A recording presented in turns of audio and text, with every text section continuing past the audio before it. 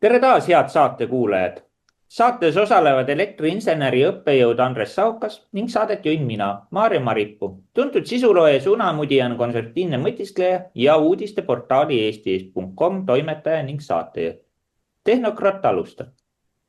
Eelmine saade Tehnokrat 16 võeti hästi vastu ja samuti laekus palju küsimusi. Nii et jätkame tehnokraatlike uudistega ja proovime koos ka vastuseid leida.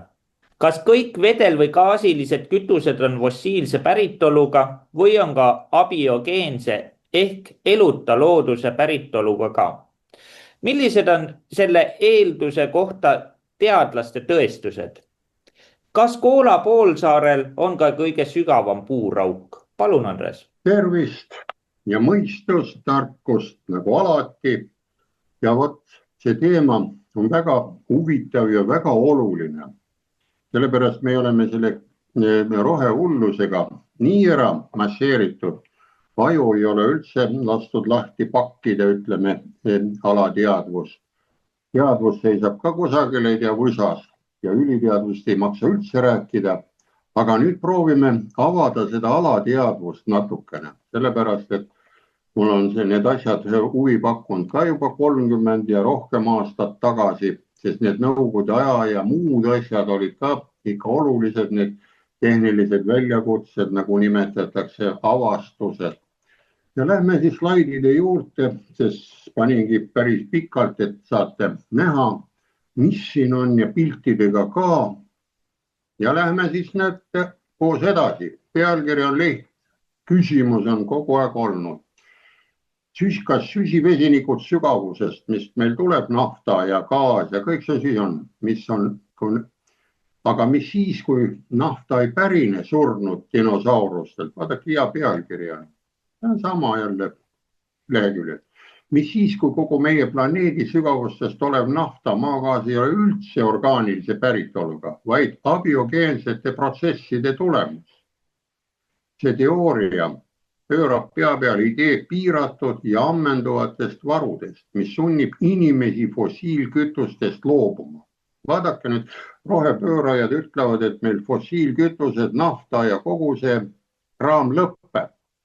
Aga vahemärkusele toon teile lihtsa näite, meil ise ka räägitakse siin, on olemas metaan ja on olemas biometaan.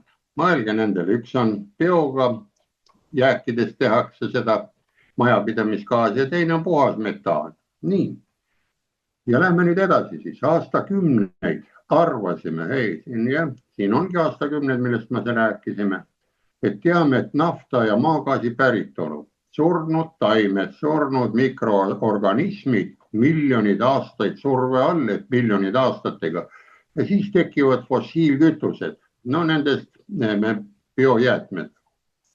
Maa kui tohutu surnud eluvormide hoidla, mida me puurplatvormide ja pumpadega kasutame, aga võib-olla see pilt ei ole üldse tõsi. Võib-olla on seal all sügaval meie jalge all on täiesti teistsugune päritolu ainetel, mis käitavad meie autosid ja soojendavad kodusid. Üha enam teaduslikku tähelepanu pälviv teooria pöörab meie senised eeldused pea peale. Näete. Süsivesinike abiogeenne tekke, see tähendab, abiogeenne ongi, et toornafta ja maagaas ei tekki nüüd bio- ja korjustest, laipadest, vaid tal on mingi muu põhjus. Tal ei ole eelkäija, ta tuleb kusagilt maakoore seest millegi põhjusel. Nii, läheme edasi, saime mõttekelle, eelduse ära. Ja vaadake siin, mida siis need rohepöörajad ütlevad ja mis vastuseks tuleb. Näete, siin on 2050 tehtud ära. Fossiilkütustele kiiret lõppu ei ole. Kõik väidavad, et rohepöördel, et fossiilkütuste osakaal nullitakse 2050-ks. vaadake seda pilti, siin on olemas, näete 2050, siis kukume kohe mäest alla, nii nagu kuristikku. Või ei lähe, vaadake. Kuid reaalselt annavad fossiilkütused 81% ülemaailmsest energiast. Praegult vähendavad fossiilkütuste varud nii aeglaselt, et nulli jõudmiseks kulub näiteks 4–9 sajandit. See on ka mõte, sest näete ise seda pilti, 1970 oli ta siin, siis 80 natuke kukkus, nüüd 2010, siis veel rohepööre nii kõvasti ei pööranud ennast. Hiina ja kõik ülejäänud suured riigid, kus on miljardid inimesed elavad, seal kasutates kõike. Ja näete, siin on, mis on siin alga kirjas, et teadlased üle maailma laboritest on proovinud taasluua maa vahemööta tingimusi. Näete, ja siin näitab 2401, 2905 aasta, näete siin 50 peal kuidagi ei ole, on näete siin hoopis kõvad sajad juurde pandud, 900 aastat, näete 9 sajandit, 4 sajandit, näete siin nii palju see muutub, siis näete, nad on kogu aeg, ta otsa ei saa, siin selle graafiku järgi, sest ta millegipärast taas toodab. No lähen vaatame, mis pärast ta toodab, siis kuidas. Nii, me võtame siis ära see, mis mind uuris 70-ndatel oli nii. Teadlased üle maailma on laborites taas loonud maa vahevöö äärmuslikke tingimusi. Näete, tingimused tuleb luua. Üle 1000 kraadi peame saama kuumuse kätte ja rõhu peame saama 10 korda suurema kui lennukirehvis. Näete, lennukirehvis on lämmastik sees, seal õhk ei tohi olla, muidu see kumleb lõhki ja külmub seal ära ja maandusega on kehva ja seal on 7,5 atmosfääri sees lämmast. Aga see peab sellest olema 10 korda rohkem, tähendab 75 korda praeguse variant. Ja nendes oludes juhtub midagi üllatavat. Pealtnäha lihtsalt anorgaanilised ained nagu vesi, lubi, raudoksiid moodustasid äkki metaani, etaani ja veelgi keerukamaid süsivesinikke. Reaktsioon ei vaja mädanenud elu ega fossiile. Vajab mida näete sinisega? Aega, rõhku, kuumust ja õigeid koostisosi. Eriti suurt rolli mängib vesi. Vaadake, vesi ka teeb midagi seal. See on meil vesinikupomm, siin omaette päike on meil teine tuumareaktor. See reageerib teatud maa sügavustes asuvate kivimitega, moodustades vesiniku. Ise näete, vesi muutub vesinikuks maa sees, mis omakorda ühendub süsinikuühenditega, moodustades metaani. Näete, tulebki see mitte biometaan, vaid gaas. Protsessi, mida tuntakse serpentiiniseerumisena, mis võib-olla on üks meie planeedi kõige ürgsemaid keemilisi radasid. Nii, vaatame korraks pilti, kuidas see on, ja siis tuleme selle juurde tagasi. Järgmise pildi peal vaatame, näete. Vaat nüüd on pilt ka abiootiliste süsivesinike tekkeprotsessi graafiline esitus. Näete, maa sees on soe siin, abiootiliste süsivesinikud. Settekiht on meil. Lõpus me vaatame seda settekihti, mis ongi Koola poolsaarel prooviti panna. Graniidikihti meie puurid asjad ei lähe, seal läheb soojaks juba. Basaltne kiht ja näete, siit tuleb see 1000 kraadi sujuvalt. Pragu on sees vulkaanid ja paneb siit üles, ma ei tea, mis siia tuli nüüd. Tuli, ütleme, siia Pleraki võib ka tulla siia Eestisse ja teine on need siin samas Norras kusagil või on hoopis Inglismaal ronib või ronib ookeani põhja. Näete see pind, siis läheme tagasi. Ja näete, jäljed maakera sügavamates kivimites. See teooria kõlab julgelt, aga see pole kaugeltki ulmeline. Vaadake, ulmekirjanikke on ka, aga nende ulmeteosed ehk nagu öeldakse vandenõu teoreetikute mõtted, need kuidagi ei ole nagu vandes. Nad on juba teooriad ja tõestatud. Ja viimastel aastakümnetel on geoloogid leidnud süsivesinike kohtades, kus neid ei tohiks olla. Näete, ülisügavates kivimites nagu serpentiniit või periodeniidikiht materjalides, mis tekivad tingimustes, kus igasugune orgaaniline materjal oleks ammu hävinud. Vaadake, seal on nii palav soe, et see tigu või mingi elukas ronib sinna, ta põleb ju ära. Ilmusid ootamatult gaasid, mida me varem tundsime vaid sättekihtides. Metaan ja teised süsivesinikud pääsevad välja ka teotoonilistest rikketsoonidest, kus maakoor lõheneb. See pilt, mida me vaatasime, nägite. Kuigi seal fossiilseid jäänuseid ei leidu. Eriti põnev on nädeke see kadunud linna hüdrotermaalne väli, mis on veider veealune maastik keset Atlandi ookeani. Teate küll, kadunud Atlantisest räägivad ja pääseb välja suures koguses metaani, millel puudub igasugune bioloogiline päritolu. Vaadake ookeani põhjas, kui pannakse allveelaev põristab sealt mööda, vaatab midagi, seal muliseb, midagi tuleb ja vot see on näete gaas, metaan ja seal sügava siis ela kedagi. Nii, näete seda pilti me nägime, kus siin on, näete, siin ta muutub üheks, ära üks on, et tuleb siin mingi 1 graami, teisest tuleb teist metaani või heliiniumi ja lähme siis edasi. Ja näete nüüd, mis siis on toimetatud, et seda vandenõuteooriat nagu ütleme tõestada.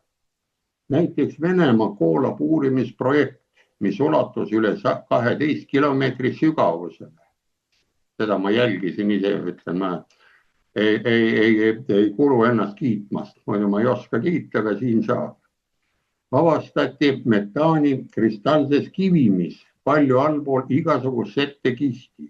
Sarnaseid avastusti tehti Baierimaal Saksamaa mandrilise süvapuurimise programmi ajal. Ja ikka jälle saab selgeks, et need kivid ei sisalda mingeid elujälgi sellisena, nagu me seda tunneme. Ja ometi on nad täis energiat. Nii, ka vulkaanid räägivad selgelt keelt. Etna ja siin on Kiletšeu ja ookeani sügavustes asuvad hüdrotermilised lõõrid, näete ilusti ütleb vulkaani kraater on lõõr, vabastavad metaani, mis pärineb piirkondadest, kuhu pole kunagi bioloogilist materjali tunginud. Ja see on veel üks element, mis esmapingul tundub üsna silma paistmatu. Näete, siin tuleb heelium sisse, teate küll, heeliumi paneme õhupalli, küll hästi lendab minema. See tekib radioaktiivsete lagunemise teel sügaval maa sees ja esineb sageli koos maagaasiga. Mis selle juures on eriline, näete, heeliumi isotoopide suhe näitab, et gaas pärineb maa vahevööst. Võt, vahevöö, sinna me puuriga kuidagi ei saa kätte. Ja seega selle süsivesinikke sisaldavad gaaslasi seal põle, vahevööl sügav, palav, kuu. Mis siis, kui naftapuuraugud täituvad iseenesest, küsime jälle ise, näete, siin tuleb nüüd juba väide või eeldus. Eriti põnev idee vaevab praegu mitte ainult teadlasi, vaid ka energeetikatööstust. Mõned nafta- ja gaasimaardlad näivad teatud aja möödudes uuesti täituvat. Mehhiko lahes ja Lähis-Idas mõõdeti rõhu tõusu pärast seda, kui maardlad loeti ammendunuks. Seda on klassikaliste mudelitega raske seletada, küll aga saab seda seletada ideega, et maa sisemuses tekivad pidevalt uued süsivesinikud, mis rändavad pragude ja murrangute kaudu ülespoole. Vaadake seda pilti uuesti tagasi, tehke selge. Ja abiogeenne teooria on seni vastuoluline. See on tähendab, see on see välja mõeldud, ei kasutada, küll seda varsti kasutatakse, seda sõna ka, see on ju elutava loodusest tekivad kütused. Valdav enamus tänapäeval kaubanduslikust kasutatavast naftamaardlatest pärineb suure tõenäosusega bioloogilisest materjalist. Kuid üha kasvav avastuste ja katsete arv viitab sellele, et süsivesinike tekkeks võib olla 2 teed, üks läbi elu, bio ja teine läbi planeedi enda dünaamilise keemilise dünaamika. Ja siin ongi näete küsimus endale esitage ka. Ja võib-olla pole maa sisemus mitte ainult mineviku aaretelaigas otsimisi, vaid aktiivne pulbitsev generaator, mis varitseb endiselt, kus varitseb endiselt palju üllatusi. Näete, see küsimus sobis kõigile, et saite nüüd mõtte ja vaatame viimane see pilt, mida ma ka jälgisin seda, just seesamane Koola ülisügav puurauk. Näete, see pilt on kõrval siin, selline torn on jäetud Koolase poolsaarele ja väike andmed, mille pärast, mis juhtus, kus see kõik tuli.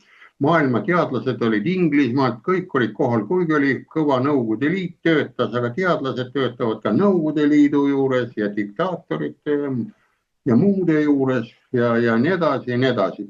Nii, ja vaadake, uurimist alustati 24. mail 70. Uurimiseks kasutati standardset nafta ja gaasileidu kohtade puurimisseadet, nii, millega praegu igalt poolt otsitakse leiukohti. Panevad puuri sisse, kas tuleb sealt midagi vastu, juhuslikult arvatakse ja 4 aastaga jõuti sügavuseni, näete, 7 kilomeetrit. 5 kilomeetrit sügavamal algasid korduvad puurimisseadme purunemised. Näete, puurimispea kaotati kokku 12 korral. 1990. aastal saavutati rekordsügavus, see oli jäigi 12 kilomeetrit, 262 meetrit. Ja tuli, mis põhjus oli ootamatult kõrge temperatuuri tõttu. Ja vaata, maa sees nii kõrge temperatuur juba 180-200 kraadi. Vaata, vett hakkate keetma, vesi läheb keema 100 kraadi juurest, ei saa vett lihtsalt keeta, pead seda sorvepaaki panema, nii nagu tuumareaktoris kasutatakse 300 kraadist ja nii edasi vee seda auru. Ja näed, ja kõik arvasid, et 100 kraadi võib olla. Ei saadud enam sügavamale puurida ja töö katkestati 1992. aastal. Näete, saadi teada, et proovigi seal palavuses elada, täna on ka väljas mingi 30 kraadi kindlasti, näete, ma olen särgiväel praegult siin, aga 200 kraadi on mulle palju ja mingi bioorganism suurt ei ela, ta praeb ära ja ta kõlbab süüa siis praelihana või praepiifsteksina. Nii. Ja näete, võtame siis selle asja kokku ja mõtelge ise.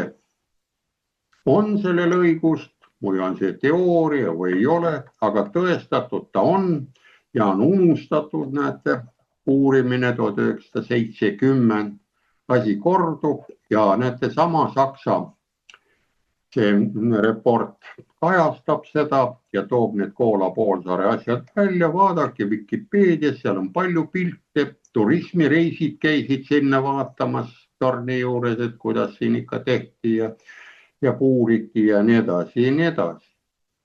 Nii et nende küsimuste kohta on mul kõik. Aitäh, Andres.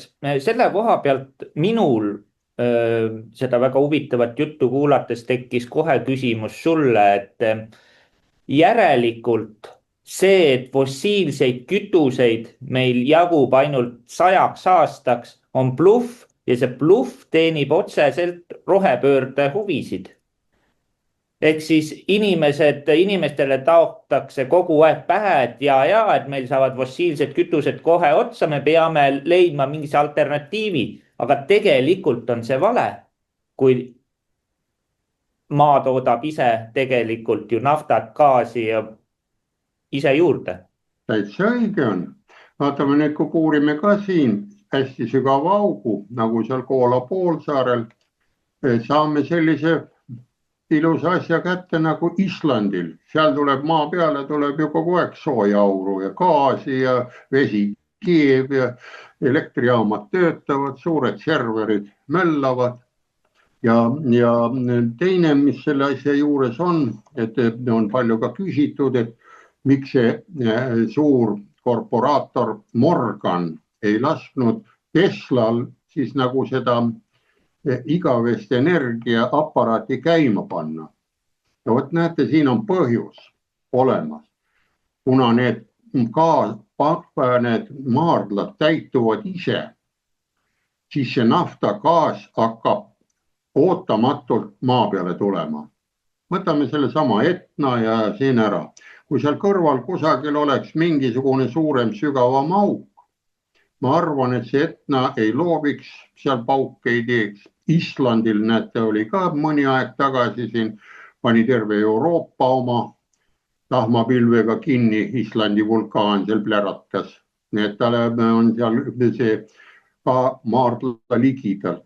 Ja veel, mida suurt nagu ei räägita, võtame Saudi Araabia, seal ei lubata liivakõrbesse minna inimestel niisama jälkuma, sest seal natukene liiva liigutad, nafta tuleb välja. Ta on täitsa ligidal, voolab ära, tekivad naftajärved.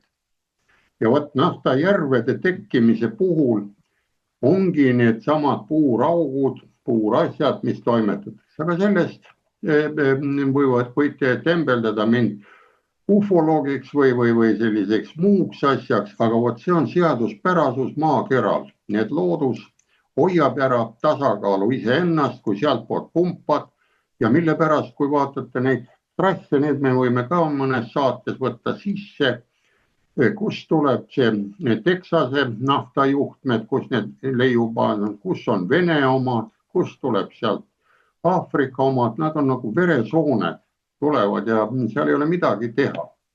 Ja nii palju, kui ma asja uurin praegu, kuna Venemaalt paljudest kohtadest nagu gaasi ei taheta, see on venelasele kõrval naabrile või niimoodi on ta kasulik. Ta hakkab sinna serverid püsti panema. Ühesõnaga, mälujaamad on need serverid, mis nõuavad väga suurt energia hulka. Nad võivad hakata tegema seal vesiniku, tootma vesiniku ja muud, aga mitte sõiduks, sest see vesinik on plahvatusohtlik, aga keevituseks vesinik sobib ja muud ära. Vot, see on nüüd selline vastus. See maakera ei saa tühjaks kunagi, see on minu subjektiivne arvamus, kohe toodab, tühja kohta ei ole, loodus tühja kohta ei salli. Vaadake ise suvel, kui jätate maja ümbruse niitmata paar aastat ja tulete, kas selle maja üldse üles leiate. Rahi tuleb peale, sinna tulevad loomad, linnud, võtavad selle koha ära, väetavad oma väljaheidete kraamidega ja asi paigas. Nii. Aitäh sulle, Andres. Siinkohal lähme siis küsimustega edasi. Millised plaanid on seadnud Trump USA tuumaenergeetikaga? Kuidas toimub Venemaa uraani müük USA-le, kui Joe Biden keelustas Venemaa uraani impordi alates 2024 kuni 2040 aastani? Kui palju USAs ja Kanadas on töötavaid tuumajaamu ja palju on seisvaid? Palun. Nii, see on nüüd väga oluline asi, mida meil ei kajastata. Kogu aeg käib ainult see Trump ja Kremli meelsuse jutt, aga nüüd lähme slaidide juurde koha, mille Trump oma Ameerika püsti ja säilitamise jaoks, millised kokku pani. Ja nüüd näete ise, mis Trump nüüd tegi oma ette. Ja see kogu see infopakk, mida ta nüüd reformib, on üleval VVN, mis eelmine kord ma siin propageerisin või seda reklaamisin, 2VNN lööte sisse ja leiate selle Donald Trumpi tegevuse, mis ta seal nüüd tegi ja vaadake, millised graafikud, millised käsud tulevad. Ja 3 projekti tegi ära. Võtame need läbi, sest need on niivõrd olulised, sest ta on peaaegu ka, kõik on unustanud üldse tuumatööstuse, näete ise, et ta on täitsa varemetesse tuumaenergeetika, kui ta selle püsti saab. Ja siit näete, mille pärast ta ei taha Euroopas siin möllata, miks ta ei taha siin NATOs olla. See on nüüd see põhjus. Võtame selle läbi, see on oluline, millest üldse ei räägita. räägivad, et oi, see kardab ja see ei karda ja see annab mingi tollimaksud ja kollimaksud ja nii edasi. Näete, nüüd võtame USA president Donald Trump allkirjastas rea täitesaatvaid korraldusi pealkirjadega 3 korraldussuurt. Esimene, näete, tuumaenergia tööstusbaasi taaselustamine. Teine, tuumareaktorite katsetamise reformimine energeetikaministeeriumis. Näete, seal on energeetikaministeerium, seal kliimaministeerium ei ole. Tuumaenergia reguleerimiskomisjoni reformi korraldamine on 3. Eesmärgiga taastada Ameerika Ühendriigid tuumaenergia globaalse liidrina. Näete, liider peab olema, aga praegult näete, ei ole. Ja eesmärk on suurendada USA tuumaenergia võimsust, näete, 100 gigavatilt, ta praegu annab 100 ainult, 400-ni, 4-kordselt, aastaks 2050.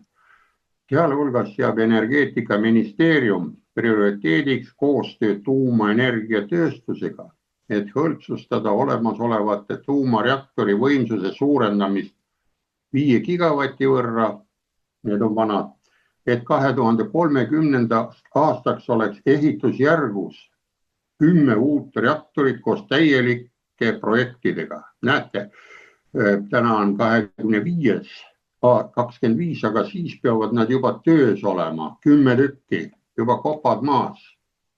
Meetmete hulgas on tuumajärelevalve komisjoni ümberkorraldamine. Näete, lopib selle komisjoni töö ringi ja kärpimine ning korraldus, et uute reaktorite ehitamise ja käitamise litsentsi otsused tuleb langetada hiljemalt 18 kuu jooksul.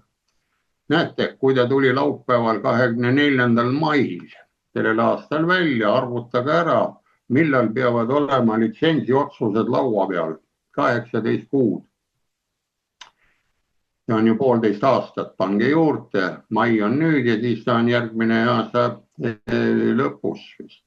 Arvutage ise. Nii, need olid meetmed, need on kõik World Nuclear News uudised, mis on pikalt üleval ja väga loetavad uudised. Nii, ja võtame nüüd need 3 dokumenti eraldi lahti. Näete, tuumaenergiatööstuse elavdamine. Eesmärk on järgmine. Riigi tuumakütuse tsükli infrastruktuur on tõsiselt atrofeerunud. Näete, vananenud. USA on suuresti sõltuv välismaistest uraaniallikatest. Näete, samuti uraani rikastamise ja konverteerimise teenust. Neil ei ole panna, nad ei oska seda rikastada enam. Kõik on maha jäänud olukord. Ainult abistada midagi teha. Näete. Ja suur riik, kui niimoodi jätab tegemata, ta muutub ka väikseks.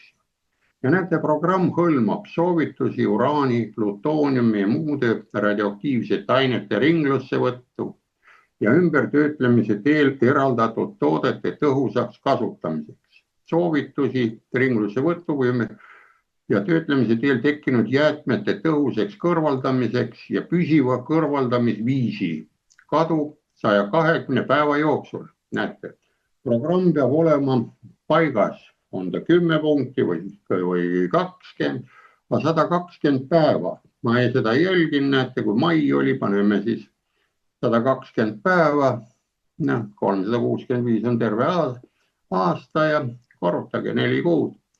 Jooksul peab energeetikaminister, näete, seal on energeetikaminister olemas. Aga kui meil on vaja kliimat muuta, meil kliimaministrit ei ole ju, või on ju võetud. Siis sinna juurde tuleb tööminister ja haridusminister, 3 saavad matsu. Peavad selle asja välja töötama oma valdkonnas programmi.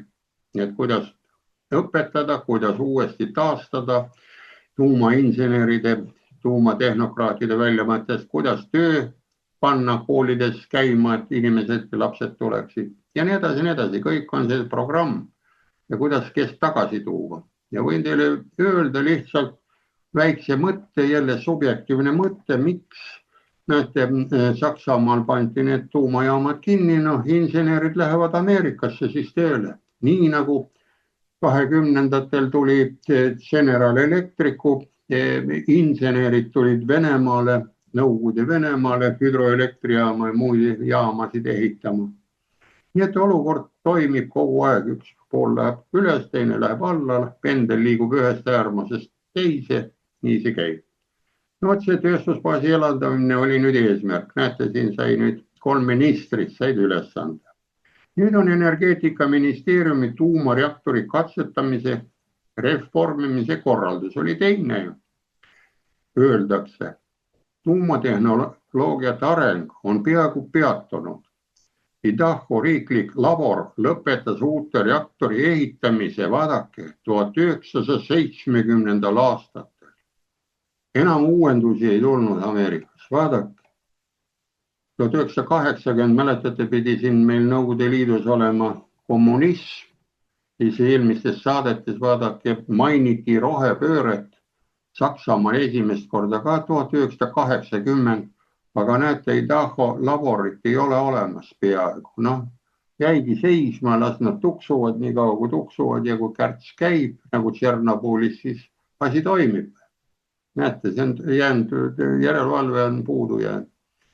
Ja näete, laboril tuleb koheselt alustada mikroreaktorite, väikest moodulreaktorite, see on 4. põlvkond, ja 3+ põlvkonna reaktorite juurutamist. Ta võtab need kõik käsile, see samane VVR või PVM, survevesireaktor on inglise keeles 3+ ja VVR, see 1200 on Velli või selle Vene oma, mida ehitatakse Ungaris, seal on 3+ põlvkonna reaktori juurutamine. Uuesti tuleb nad kuidagi välja mõelda või uuesti käima panna. Ja näete. 3. reformikomisjon, mis oli 3. punkt, miks ta need 3 punkti korraldus tegi, on näete tuumaenergia reguleerimiskomisjoni reformi korraldavas täitesaatvas korraldavas öeldakse, näete, jätke need numbrid meelde, et aastatel 1954 kuni 1978 andis USA loa ehitada 89 elektrijaamas ainult 133 tsiviilotstarbelist tuumareaktorit. No vot, see on tuumajaamasid tehti ainult, näete, 133, 81 elektrijaama tuumajaama. No mõnes on ka 2 torni püsti, 2 reaktorit. Ja näete, millise ajaga 54. aastal kuni 78 arvutage maha, liitke, lahutage, tehti 133 ja peale seda, näete, alates 78. aastast on tuumaenergia regulatiivkomisjon andnud loa vaid murdosale sellest arvust. Neist oma kommertskasutuses olnud ainult 2 reaktorit ehitas. Nii et 78. aastast kuni siiani tehti 2 kommertsreaktorit. Vaadake, kui hea. 2 ärimeest panid nii nagu 2 tuulikut püsti või 2 reaktorit ja on. Ja näete, käsk tuli uute reaktori ehitamise litsentsi taotlused tuleb kinnitada 18 kuuga. Eespool oli sellest lühidalt juttu, nii et 1,5 aastat peavad olema ära, kus parandama, kuhu tööle hakatakse. Nii, lähme siis edasi, näete. Teine küsimus, kuidas toimub siis see uraani müük, Venemaa uraani müük USA-le, kui Joe Biden keelustas Venemaa uraani impordi alates, näete, 24. kui ta läks pensionile või valiti tagasi, pani ta paberilepingu maha, et kuni 2040. aastani ei tohi Venemaale grammigi uraani või tuumakütust müüa. Aga näete, Trump juba ütles, et nad kõik sõltuvad tuumakütusest, neil ei ole tuumajaamasid, vanad kõik kõpsuvad. Ja näete, mida ütleb selle kohta, see tuleb ka sama lehekülje pealt, vaadake, see on teine uudis, World Nuclear News. Seal ütleb Rosatomi peadirektor Aleksei Lihatšov on öelnud, et USA jätkab rikastatud uraani ostmist Venemaalt. Kuulsite, nad on nii suured vaenlased, et ostavad kütust oma vahel. mõtelge ise, kui ründad, mul tanki kütus sai otsa, helistan, kuule, saada tünnidega, ma praegult ei puutu, mul tank ei liigu sinu poole. Või kuidas sellest aru saada? Mina ei saa aru. Loogika ei võta mul seda kokku. USA ja Venemaa Föderatsiooni vaheliste käimas olevates läbirääkimise kontekstis ütles, saame selle koostöö tegevuskava laiendada. Mitmetes Venemaa uudiste väljaannetes, sealhulgas ametlikus uudisteagentuuris TASS, kajastatud meedia kommentaarides ütleb Lihatšov ka, et vaatamata kõigile keeldudele ostavad ameeriklased seda, sest hinna poolest on see neile mõistlik. Uudised tulevad World Nuclear News rahvusvahelise tuumaagentuuri leheküljelt. Võite üle vaadata, kontrollida, muidu ütlete, ei tea, kes ma jälle olen või umbes ära. Mina ei oska olla, ei mingi meelne, ma tean, mul on 5 meeleelundit, need ongi minu meels ja erakonnas praegult olen ikka, eesti keel on minu erakond. Ja tõlgin teile siit ingliskeelseid kraami ja saksakeelseid. Aga siis ma olen võib-olla ei tea, kes. Kui ma saksa keeles on ja. Nii, rääkis pärast Föderaalassamblee ees peetud kõnet, kus ta tutvustas, et tuumaenergiasektori olukorda ja riigikorporatsiooni tulevikuplaane, sealhulgas 38 suure keskmise väike tuumaelektrijaama ehitamist aastaks 2042. Näed, ta ehitab 38 tuumareaktorit. No, Ungarisse ja Indiasse ja Türki ja venelane ehitab veel, nemad seal Rosatom või see, jah. Ning tuumaenergia osakaalu suurendamist tootmisel 2040 aastate keskpaigaks 25%. Nii. Föderaalassamblee istungil küsiti temalt sanktsioonide mõju kohta, no mida on tehtud praegu selle sõjaga. Ning ta ütles, et kuigi see ei tee meie elu lihtsamaks, mina küsin ka teilt, kas peab meil olema nii kerge ja lihtne elu või on natukene vaja ka liigutada. Pole see peatanud ettevõtte arengut, välja arvatud Soomes, lisades, et oleme ühel või teisel viisil Euroopa turul kohal ja teeme uraani tarnimisel koostööd Ameerika Ühendriikidega. Kui ei tehta teistsugust otsust. Ta ütles, et umbes 20% Rosatomi välismaistest tuludest tuleb ebasõbralikest riikidest. No mõelge, kes see on. Ta paneb ka jutumärkidesse. Tal ei ole see ebasõbralik, aga see on nii, nagu öeldakse. Ja samas, kui kaubavahetus ja need teised on sõbralikud riigid, ka pandud. Nii et kumb see paha on ja kumb see hea on, kui on mõlemad jutumärkides eesti keel. Ütleb midagi selle kohta. Ja näete, Soome kohta saab öelda, Hanikivi saan veel korrata, kui ei ole neid eelmist saateid ära. Hanikivi oli see tuumareaktor, mida Venemaa ehitas ja Maru ehitus AS, kes on ehitus seal Ülemiste järve kõrval peakontor, ehitas seal Hanikivi kõik 3 hooned valmis. Nii sööklad, polikliiniku ja kõik, mis on inimestel vaja. Pesuruumid ja kõik ära. Ainult reaktor kõrval, plats on paljas, piltid on ka, vaadakes leiad. Ja ta ütleb, et Soomes on praegult ära, aga kuna neil ühel on mingi 4 miljardit nõue, teisel on 3 miljardit peal, siis võib-olla istuvad maha ja ütlevad, aitab need miljardid, siis paneme selle tuumareaktori tööle mõlemal, meil elektrit vaja on, ja miljardid jäävad endal tasku või arvutisse nullidega. Nii. Ja kuna nüüd sellest vaatame nüüd 10. siis ilusti edasi.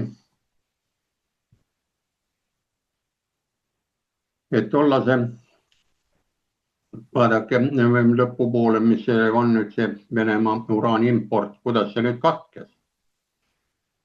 Siin on, näete, tollas USA presidendi Joe Bideni Venemaa uraani impordi keelustamise seadus jõustus 24. aasta augustis ja kehtib 2040. Et uraani ei saa ju kuidagi osta. Kuni 2028. aastani võidakse teha erandeid. Vaadake, 3 aastat võib need erandid teha. piiratud koguses Venemaa päritolu madala rikastusastmega uraani impordi lubamiseks. No, tuumakütus on kuni 5% rikastust. USA Energia Infoameti andmetel pakkusid USA rajatised, need on tuumarajatised, näete, 2023. aastal 28% USA omanike ja operaatori ostetud uraani rikastamise teenustest mõõdetuna eraldusühikutes, samas kui 27% pärines Venemaalt. Näed, mis on rohkem kui ühelgi teisel välismaisel tarnijal. Ja seal eelmine, kui seda samast BNN-i vaadata, siis näete, et ainult 4 firmat müüvad kütust, tuumakütust, mitte riigid ei müü, aga firmad. Ja USA õigusaktides vastas Venemaa rikastatud uraani ekspordi keelustamisega USA-sse, kuigi erandeid tehakse tarnetele Vene Föderaalse Tehnilise ja Ekspordikontrolli teenistuse välja töötatud ühekordsete litsentside alusel. Näete, ühekordne litsents on lubatud väikses kirjas, tuleb tanker ka või tuleb mingi, palju seda kilosid teil vaja on, see on ju kerge kraam, üks autokoorem või sellest jätkub jupiks ajaks, kui ta on pellides või tablettides tehtud.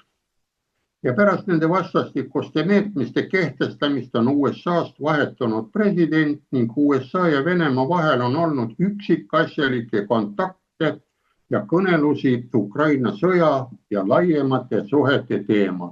Näete, see on ka World Nuclear uudistes sees. Vaadake ja mõtelge, mis toimub või mida ei toimu. Nii, ja viimased punktid, need pakuvad ka huvi, kui palju on USA-s ja Kanadas töötavaid tuumajaamu ja palju on seisvaid. No, et ühes viimasest saadetes oli meil juttu, et lööte press sisse selle numbri ja lähete Ameerika peale, näete, Ameerikas on praegult 94 tuumareaktorit, 41 seisab ja 0 töötab. Ja energia osakaal on, näete, 18%, no 20 on siin näha. Näete, seda saate ise vaadata. Ja teine on nüüd Kanada, kellega me tahame ka siin ehitada reaktorid. Vaatame, mis Kanadal oli siin sees. Siin ära, palju on neid ära, näete, Kanada töötavaid tuumajaamu, need on 17. Siin võite ise vaadata, millal viimati ehitati. Siin 70-ndatel nägite, et tuli see ette. 17 töötab, 8 on lukku pantud ja 13% tuleb sellest välja. No, sellega paneme vaiksemalt punkti, tõmbame kokkuvõtte. Näed, kui nägite, kõige värskem tuumajaib Ameerikas oli nagu 1990 ehitati valmis ja Kanadas oli 1993. Ja nüüd näete, põle, ühtegi ehitatud. Ja mõelge nüüd ka nende tollimaksude ja kõigi asjade pärast, mille pärast ta nendega tegeleb. Tundub, et need tollimaksud ja nii edasi annavad nagu negatiivsete sanktsioonide mõiste välja või kuidas on, ma ei oska teile selles koha pealt öelda. Nii et minu poolt nendele küsimustele kõik, võib-olla on veel midagi. Ja, siinkohal on laekunud ka lisaküsimus siis taas kord plaan B kohta. Kas plaan B on mõeldud lühikeseks eksisteerimiseks? Mis sa arvad, Andres? No, igasugune asi, mis tuleb tehnokraadil ette, loodusseadused appi, elu, kuidas edasi läheb. Elu edasi viivaks jõuks on ju 2 asja, sugutung ja surmahirm. Nii inimesel kui loomal on ju olemas sugutung. Siis ta teeb mida inimene, kas kähkuka või teeb siis seda sugu ühed armastusega ja pikemalt. sama võtame ka riigi valitsemist. Kas meil teeme nüüd selle ruttu või tahame pikemalt eksisteerida. Nii, kas me oleme kähkuka peal või armastame seda riiki. Nii, nüüd võtame teise poole sellest küsimusest. Hirm. No jälle on edasi viiv jõud. Kui kogu aeg kardame, siis põhitegevus, mis toimub hirmu juures. Esimene, kas põgeneme, jalad kõhu alt välja, ruttu välismaale, ras ruttu minema, kui siin midagi pöördub, et oi paha läks ja ei tea, mis on. Või teine on siis kangestume ja mõte hakkab tööle, võib-olla saame kuidagi moodi kiskjaga diplomaatiliselt või füüsiliselt kokkuleppele vastu hakata. Miks ma sedasi ütlen? Mul oli ka siis, kui ma praktikal olin seal Auveres, sõitsin Sillamäele, oli kokkupuude või kohtumine karuga metsast. Ma tulin vaikselt, mul oli kaigas käes, pikk selline kepp, kuulen, rabin käib metsas, et mõni loom tuleb välja, mingi põder või hirv, aga hoopis karupoiss. Ja tõmbasin ära, näen, ta tõusis ka püsti, ta tuli 4 välja ära, tõusis püsti, ma ajasin ka käed laiali ja mis siis juhtus selline, et ta pani raginal metsa tagasi ja mina läksin paar sammu, lasin püksid alla. Ma lõi kõhu lahti. Ja kui tööle läksin, rääkisin jahimehele ja ta ütles, et kuule, mine sinna tamasse kohta vaata, ehk on midagi sarnast, leiad ka karu juures. No ja leidsin ka, karul oli ka kõht lahti. Nii et meil ei olnud vaja kiskjaga omavahel diplomaatiliselt üldse suhelda. Me saime hakkama, et me rahumeelselt läksime laiali. Ja vot näete, siin ongi selline, millise tee nüüd plaan B valib. Kas kiire tee, ajutise valimistee, et olla nüüd korraks pildi peal või pikka mööda lasta minna nii, nagu see eeldus oli. BRICS, et ta 2001. aastal tehti, 2010. tuli, tegelikult 9 aastat hiljem liitus ka Lõuna-Aafrika Vabariik ja BRICSil on nüüd juba 10 liiget. Ennem oli 4, 5, siis võeti juurde. Nii et mõtisklege, millises on. Nii et järgmine kord, kui vaja, see väide nüüd ära, et milline teekond ta valib mõtlemiseks. Et järgmises saates võiks siis panna selle tõestuse ja eesmärgina ka paika lõpuks lisaküsimustena, kui tuleb. Sest huvi peab jääma ja huvi olema. Aitäh! Aitäh, Andres! No plaan B kaitseks võin ma nii palju öelda, et me ei tulnud siia kähkukat tegema, et me teame, et poliitilised protsessid on kõik sellised pika vinnaga ja vajavad kujunemiseks aega ja me ei tulnud nalja tegema selles osas, et kindlalt on meil tuleviku perspektiivid on silme ees ja valmistume ka Riigikogu valimisteks ja üritame saada võimalikult hea tulemuse selleks. Aga aitäh, siinkohal lõpetamegi. Kõike head ja nägemist! Nägemist!